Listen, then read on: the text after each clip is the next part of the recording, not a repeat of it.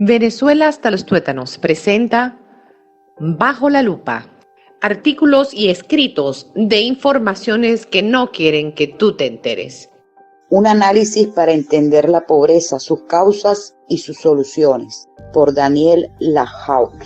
Antes que nada, ¿qué es un pobre?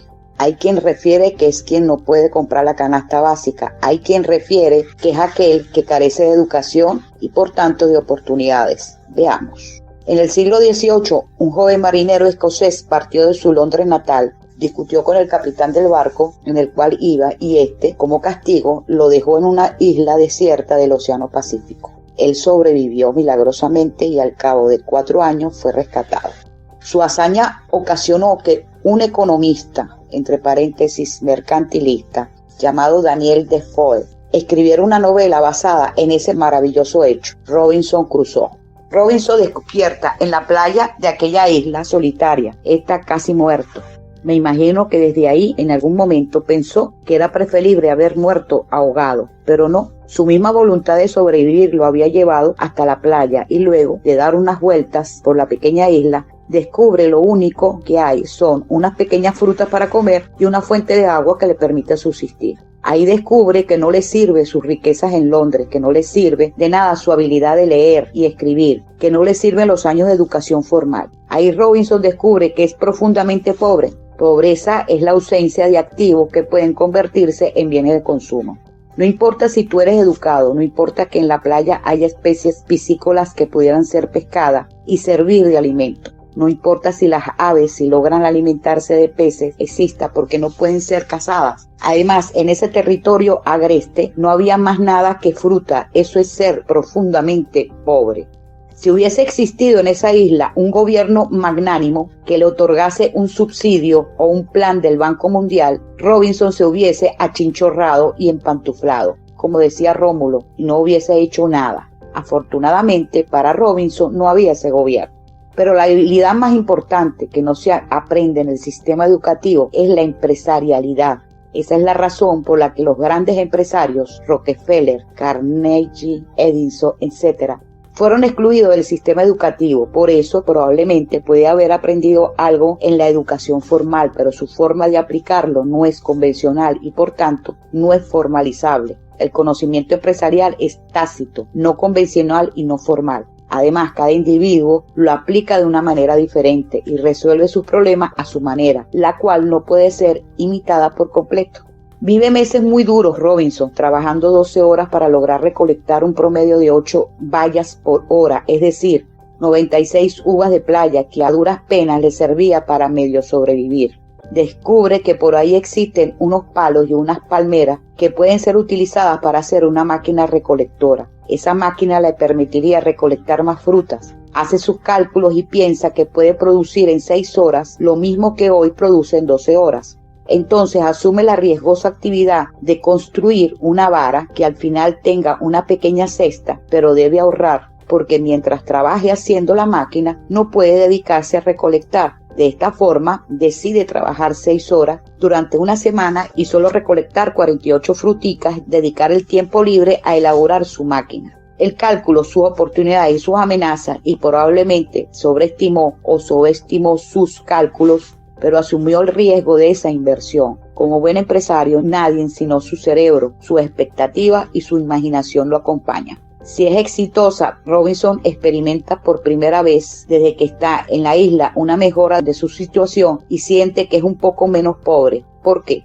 Porque probablemente puede recolectar más frutillas trabajando menos. Entonces, trabajar más no te hace más rico. Y desde ese momento puede dedicar 6 horas que tendrá libres para hacer otra máquina, una caña de pescar, quizás para añadir pescado a la dieta, quizás trampas para atrapar aves y hacerse un poco más rico.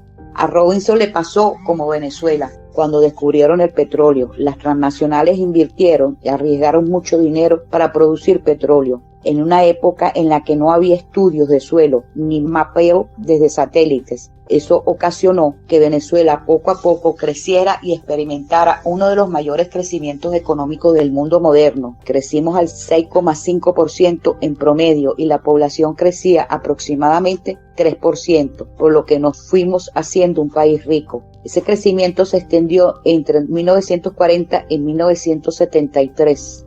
Rico no significa dueño del petróleo, sino que la explotación petrolera se diseminó en cientos de miles de empresas de todos los tamaños, privadas todas, y el gobierno permanecía actuando como tal, sin ínfulas de empresarios. Sin embargo, el mundo no es tan feliz. En 1952 se cometió el primer error, entre paréntesis, pecado original, creando Sidor y haciéndola una empresa 100% propiedad del gobierno, que nos costó mucho dinero. Luego, en 1953, el gobierno nacionalizó CanTV y la sacó del sector privado, haciéndola profundamente ineficiente. Entonces, nuestro gobierno se convirtió en el principal generador de pobreza. Sin embargo, el tamaño relativo no permitía que los venezolanos distinguiéramos que eso era un error. Ese crecimiento vertiginoso se detuvo y entre 1973 y 1999, en el cual crecimos apenas 1,99% interanual, casi lo mismo que crece la población. La nacionalización del petróleo en 1976 hizo que el gobierno tomara el flujo de caja de un negocio que era eficiente y desde el mismo 1 de enero de ese mismo año fue destruyendo ese flujo de caja,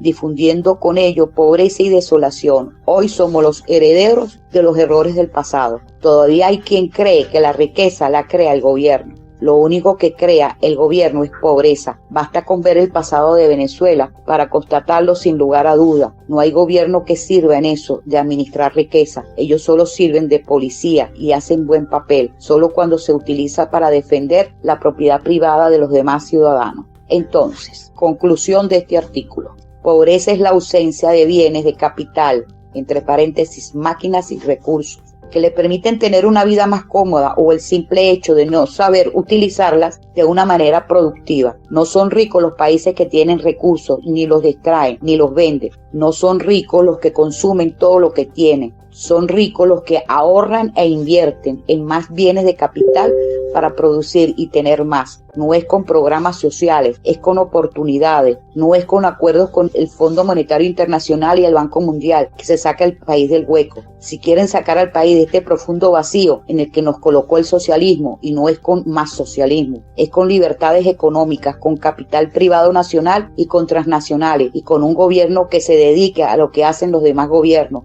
no a jugar a ser el empresario que no es y ni puede serlo. Ya está bueno. Fin del artículo. Esto fue un segmento más de Venezuela hasta los tuétanos, el canal oficial de la resistencia, ahora más fuerte que nunca.